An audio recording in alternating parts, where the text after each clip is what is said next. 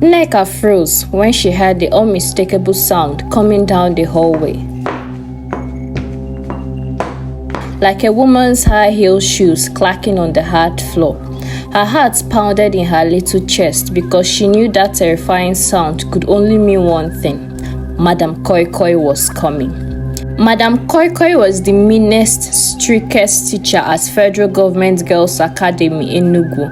Her real name was Mrs. Okonkwo, but all the students called her Madam Koi Koi, named after the eerie noise her shiny red high heels made when she walked.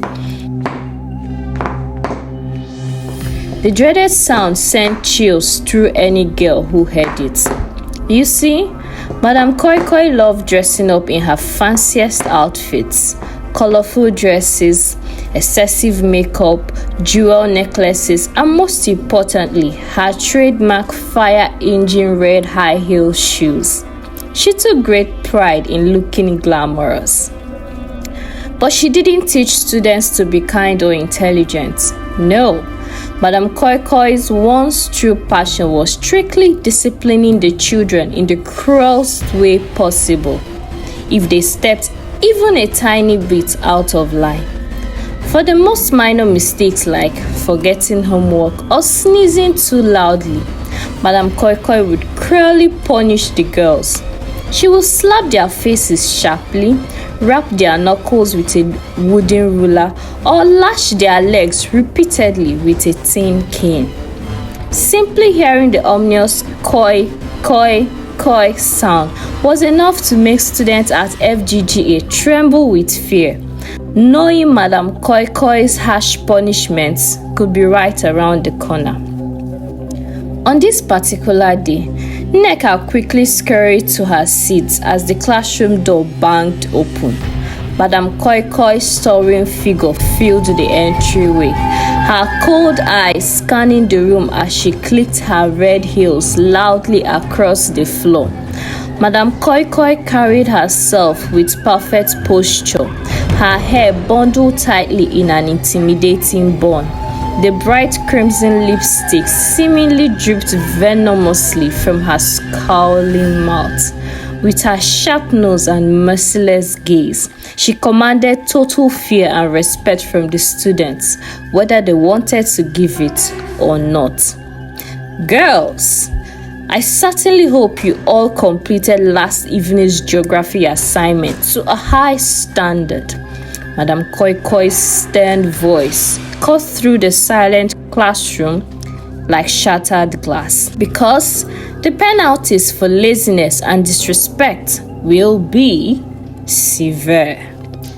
As the dreadful woman's footsteps coy-coyed down the aisle, inspecting each desktop with sneering disdain, Nneka felt as tiny as a mouse. She anxiously smoothed out her homework pages, praying Madam Koi Koi wouldn't notice. Of course, when Madam Koi Koi stopped at her desk, Nneka's heart nearly stopped too. Those cold, disapproving eyes raked over every sentence as she turned the pages with a sharpened red fingernail. Nneka Okoli. I should have known, she clocked disdainfully. This messy scribble would hardly be acceptable of a bush nursery student, let alone a young lady of FGGA caliber. Nneka's cheeks burned red hot with shame and terror as Madam Koi Koi continued her loud condemnation in front of her classmates. I have no choice but to provide some reinforcement of my expectations. The snaring sting of the ruler smacking her knuckles made Nneka's eyes water with pain. Several other girls gasped in fright, witnessing the harsh disciplinarian's latest casualty. Let that be a warning to anyone who treats my assignments with improper care, Madam Koi Koi bellowed with piercing authority. I am the supreme disciplinarian here, and I will not be defied. With a haughty sneer, she spun on her red heels and koi-koied out of the classroom, leaving a wake of sniffling girls cradling their stinging hands. What the cruel teacher didn't notice was the simmering looks of hatred glaring at her back as she departed, the seeds of youthful fury that one day blossomed into an unstoppable blaze of vengeance.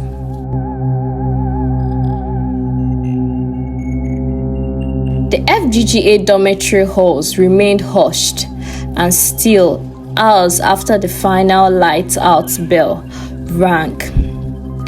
All the students should have been tucked obediently in their beds, sleeping in peace.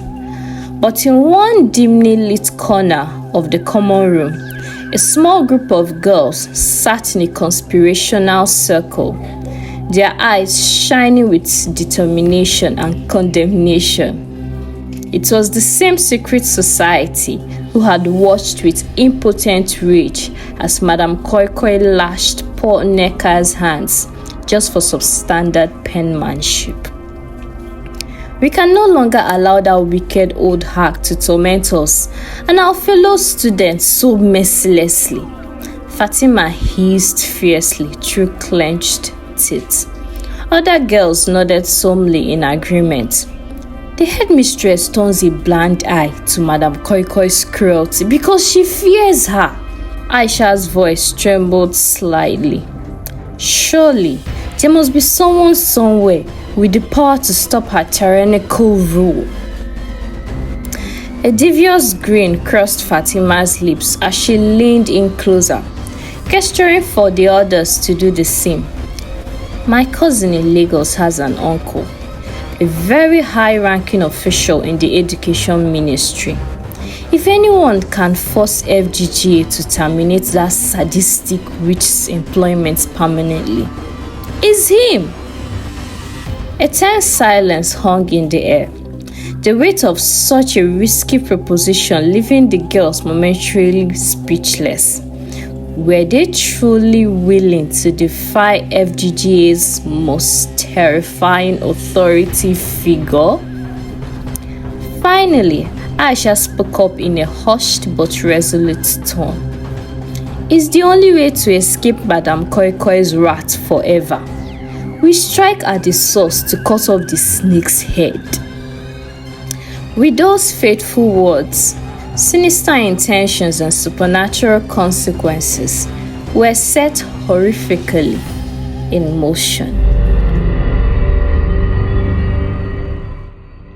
A blanket of unease smothered the FGGA campus that brisk morning as students and staff alike made their way to the assembly hall. Rumors swirled about some grievous misconduct being addressed, but few knew the credible details. Neka felt dread pulling in her stomach as the unmistakable cadence of Madame Koi Koi's high heels echoed through the double doors, signaling her arrival on stage. The regal, imposing disciplinarian strode to her seat, wearing an airy half-smile across her lips. The same self-assured expression she donned while inflicting torment on her students. Girls, it is my grave responsibility today to address disturbing allegations made recently against one of our most dedicated educators. Headmistress Okoro began somberly. Allegations that, if true, would represent a sickening breach of the rules we uphold here at FGGA. Neka's breath hitched as all eyes pivoted to Madame Koi Koi. The cruel woman cocked her chin defiantly, seemingly buoyed by the headmistress's implication. One of our own students has made outrageous claims of excessive cruelty, unrestrained corporal punishment, spurious allegations that caused her uncle working at the ministry to open an official inquiry. A storm of shocked gasps and whispers rippled through the assembly hall as the headmistress confirmed the worst. Beside Neka, she noticed Fatima and her conspirators exchanging knowingly glances. their eyes burning with quiet vindication. However, Okoro raised her voice firmly. After interviewing other students, staff, and reviewing Mrs. Okonkwo's distinguished records, it is blatantly apparent these slanderous fibs were woven from the whole cloth by one angry, disobedient child seeking undue retaliation. The concussive bang of a wooden cane slamming the podium sent a violent flinch through the entire seated gallery. Madame Koi Koi's hand gripped the cane, waving it with menacing intent. Madame Koi Koi stood up and raised her well-toned arms imperiously. The sunlight gleamed off her shiny red high heels as she clicked them on the stage. "This is an outrage," her stern voice boomed through the assembly hall. "I have devoted my entire life to molding young ladies into proper, well-disciplined members of the society. And this is how I am repaid? With vicious falsehoods from ungrateful troublemakers?" The crowd teacher's eyes seemed to bore straight into Fatima and her friends, making them shrink back in terror. Nneka could see the rage simmering behind those blazing eyes.